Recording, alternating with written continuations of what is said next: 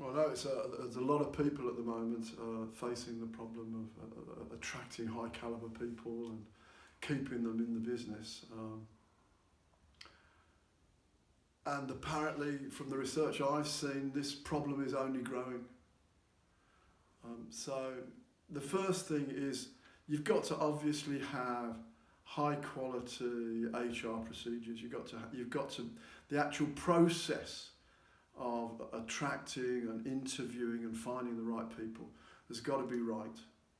But I'm going to take that for granted, because the real issue is not that. If your business is struggling to attract and retain the right people, it's very often a reflection of the teamwork at the top of the business. Now, why should I say this? It's because we attract and retain the right people when we have the right cultural container. And the job of the leadership, the senior leadership in the business, is to create and maintain and nurture this cultural container. It's what is the purpose of the business? Not just make money.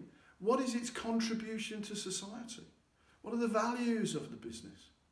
And how do those values relate to the purpose and the values of the people in your organisation and the people you want to attract to your organisation?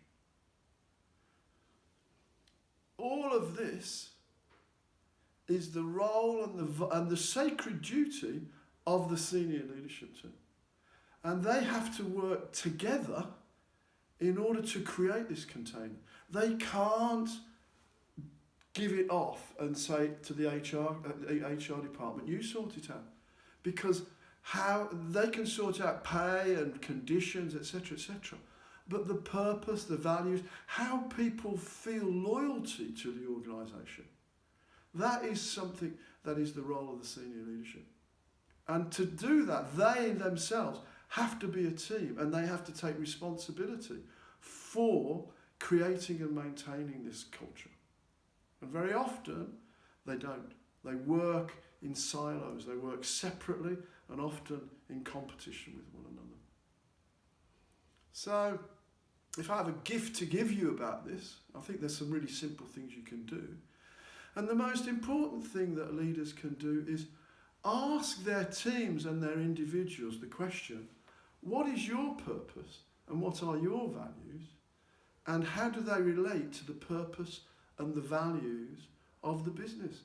So how does working here support you as a person, and how do you support the business? And how aligned are these things? And of course, what the organisation or the senior leaders will say is, that's a great idea, but I haven't got time to do that.